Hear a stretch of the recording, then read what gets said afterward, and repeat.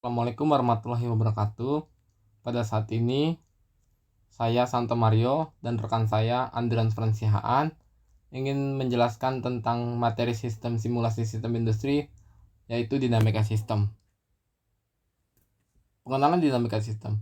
Dinamika sistem adalah suatu metode pemodelan yang diperkenalkan oleh J. Forrester pada tahun 1950-an dan dikembangkan oleh Massachusetts Institute of Technology Amerika.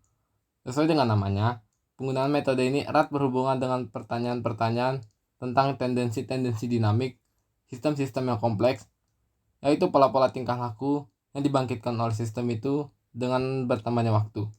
Asumsi utama dalam paradigma dinamika sistem adalah bahwa tendensi-tendensi dinamik yang present terjadi terus-menerus pada setiap sistem yang kompleks bersumber dari struktur kasual untuk membentuk sistem itu.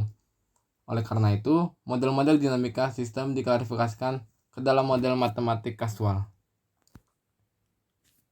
Metodologi dinamika sistem pada dasarnya menggabungkan hubungan-hubungan sebab akibat kasual dalam menyusun model atau suatu sistem yang kompleks sebagai dasar dalam mengenali dan memahami tingkah laku dinamis sistem tersebut.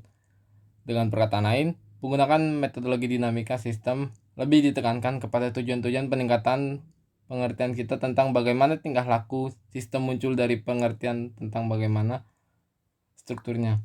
Persoalan dapat dengan tepat dimodelkan menggunakan metodologi dinamika sistem adalah masalah yang pertama, mempunyai sistem sifat dinamis, berubah terhadap waktu, dan struktur fenomenanya mengandung paling sedikit struktur umpan balik atau feedback struktur.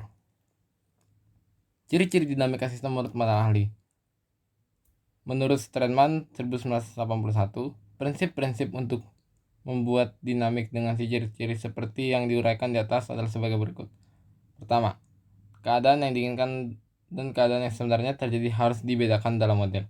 Kedua, adanya struktur stok dan aliran dalam kehidupan nyata harus didapat dipresentasikan di dalam model.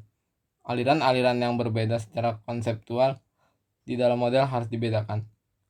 Hanya informasi yang benar-benar tersedia bagi aktor-aktor dalam sistem yang harus digunakan dalam pemodelan keputusannya. Struktur kaidah pembuatan keputusan di dalam model haruslah sesuai atau cocok dengan praktik-praktik manajerial dan model haruslah robust dalam kondisi-kondisi ekstrim. Dinamika sistem dan struktur dan hubungan dalam model. Suatu model dinamika sistem dibentuk karena adanya hubungan sebab akibat atau kasual yang mempengaruhi struktur di dalamnya, baik secara langsung antar dua struktur, maupun akibat dari berbagai hubungan yang terjadi pada sejumlah struktur, hingga membentuk umpan balik atau causal loop. Struktur umpan balik ini merupakan blok pembentuk model yang diungkapkan melalui lingkaran-lingkaran hubungan sebab akibat dari variabel-variabel yang melingkar secara tertutup. Ada dua macam hubungan kasual, yaitu 1. Hubungan sebab akibat positif. 2. Hubungan sebab akibat negatif. Ada dua macam umpan balik, yaitu umpan balik positif, grow, dan umpan balik negatif, goal seeking. Dan selanjutnya akan dijelaskan oleh rekan saya Andrian Franz. Dalam mempresentasikan aktivitas dalam satu lingkar umpan balik, digunakan dua jenis variabel utama yang disebut sebagai stok dan aliran. Level and rate atau dikenal juga dengan sebutan stock and flow. Stok menyatakan kondisi sistem pada setiap saat dalam kerekayasaan engineering. Stok system lebih dikenal sebagai state variable system. Stok merupakan akumulasi di dalam sistem. Pesamaan suatu variabel rate merupakan suatu struktur kebijaksanaan yang menjelaskan mengapa dan bagaimana suatu keputusan dibuat berdasarkan kepada informasi yang tersedia di dalam sistem. Aliran adalah satu-satunya variabel dalam model yang dapat mengaruhi stok. Penggunaan dinamika sistem. Pada mulanya, Forrester menerapkan metodologi dinamika sistem untuk memecahkan persoalan-persoalan yang terdapat dalam industri atau perusahaan. Model-model dinamika sistem pertama kali ditujukan pada permasalahan manajemen yang umum seperti fluktuasi inventory, ketidakstabilan tenaga kerja, dan penurunan pangsa pasar suatu perusahaan. Lihat Forrester 1961. Perkembangannya terus meningkat semenjak pemanfaatannya dalam persoalan sistem-sistem sosial yang sangat beragam yang dilakukan dan dimanfaatkan oleh pemegang kebijakan.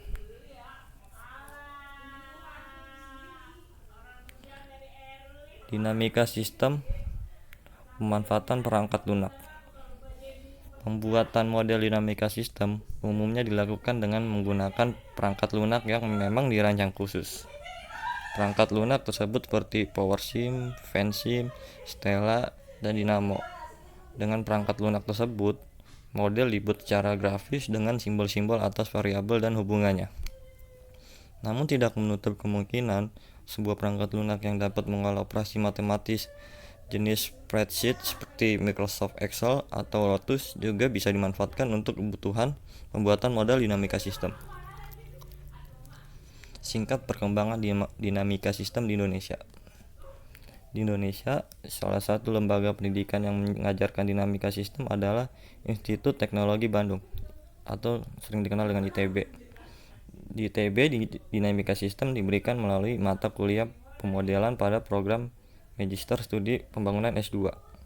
Selain itu, ITB juga membuka peluang untuk mempelajari dinamika sistem melalui jalur khusus.